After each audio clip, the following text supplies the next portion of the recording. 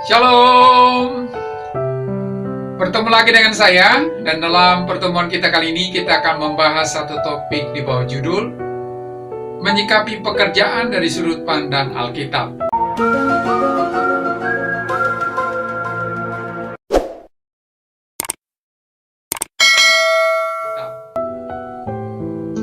Saudara, manusia menghabiskan sepertiga hidupnya untuk bekerja. Namun kerap manusia memaknai pekerjaannya secara tidak tepat. Tidak terkecuali orang Kristen. Akibatnya, produktivitas manusia dalam bekerja terhambat.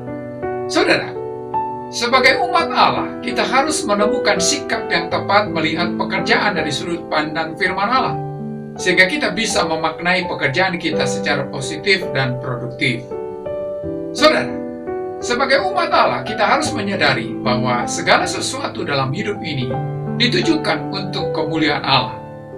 Jadi, kalau semua yang kita lakukan harus bermuara pada kemuliaan Allah, berarti tolak ukur dari pekerjaan kita haruslah berpadanan dengan firman Allah. Karena itu, sebagai umat pilihan Allah, kita harus memiliki warna tersendiri menyikapi sebuah pekerjaan.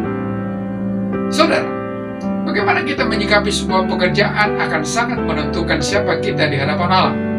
Bagaimana kita seharusnya menyikapi pekerjaan agar selaras dengan firman Allah? Pertama adalah melakukannya dengan dasar taat kepada Allah. Dalam Kolose pasal 3 ayat yang ke-22 berkata, "Hai hamba-hamba, taatilah Tuhanmu yang di dunia ini dalam segala hal. Jangan hanya di hadapan mereka saja untuk menyenangkan mereka, melainkan dengan tulus hati karena takut akan Tuhan." Saudara, Tuhan telah mengatur dan menentukan segala sesuatu dalam kehidupan ini. Tidak ada yang kebetulan dalam hidup ini, termasuk di mana Anda bekerja sekarang ini. Sehingga kalau Anda menyadari hal itu, Anda akan menggunakan waktu sebaik-baiknya. Karena setiap waktu Anda dan apa yang Anda lakukan berharga di hadapan Allah.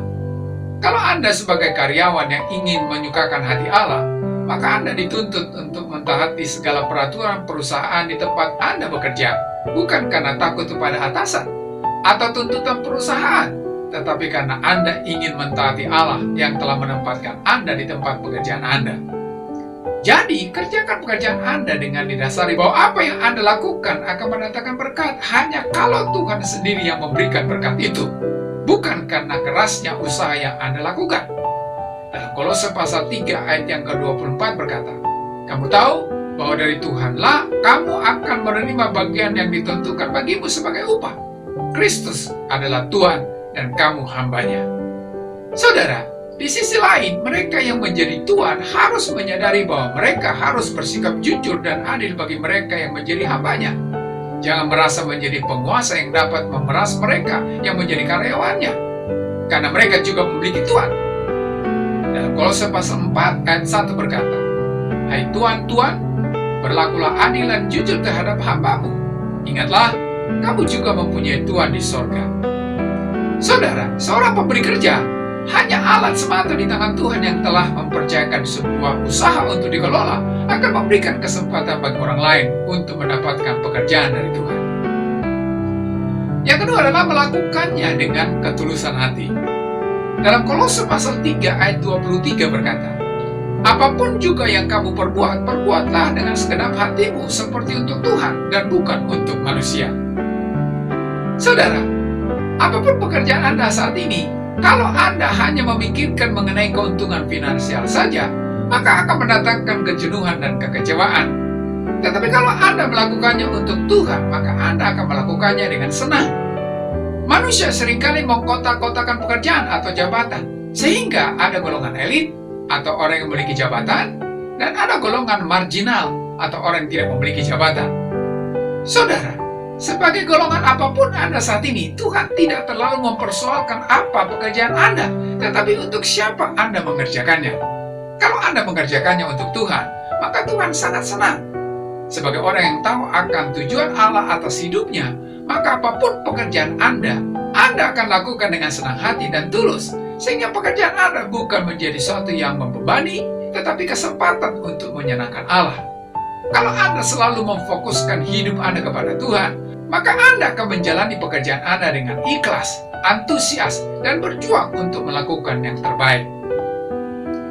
Yang ketiga adalah melakukannya sesuai dengan kebenaran firman Allah. Dalam Kolose pasal 3 ayat 25 berkata, "Barang siapa melakukan kesalahan, ia akan menanggung kesalahannya itu, karena Tuhan tidak memandang orang." Saudara, sebagai umat percaya, Tuhan menghendaki kehidupan kita memiliki kontras dengan dunia ini. Dunia syarat dengan kepentingan pribadi, kepekaan terhadap penderitaan orang lain menjadi tumpul, bahkan tega hidup di atas penderitaan orang lain. Itulah sebabnya timbul kontradiksi antara paham dunia ini dengan pola pikir berdasarkan kehendak Allah. Hidup di dalam Kristus menekankan untuk fokus pada kepentingan sesama atau mengasihi sesama. Seorang karyawan Kristiani yang benar-benar menghormati dan menjalankan rencana Allah atas hidupnya tidak mungkin melakukan hal-hal yang bernuansa aib atau yang menyimpang di pekerjaannya, karena dia tahu bahwa dia bekerja untuk Tuhan, meskipun secara langsung dampaknya adalah untuk perusahaan atau orang-orang yang ada di sekitarnya. Itulah sebabnya dia akan berusaha untuk tidak membuat kesalahan. Saudara, Tuhan adalah Allah yang adil.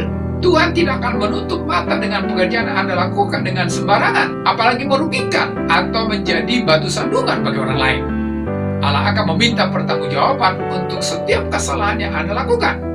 Pekerjaan Anda bukan hanya mengandung konsekuensi dari manusia, tetapi yang lebih esensi adalah pertanggungjawaban Anda kepada Allah. Oleh karena itu, saudara, kalau ingin pekerjaan Anda selaras dengan kehendak Allah, sikapilah pekerjaan dengan dilandasi ketaatan Anda kepada Allah.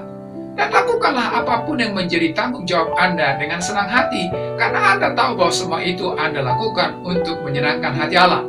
Serta tunaikanlah tugas Anda sesuai dengan kebenaran firman Allah. Sampai di sini pertemuan kita kali ini. Dan kita akan lanjutkan di lain kesempatan. Terima kasih dan Shalom.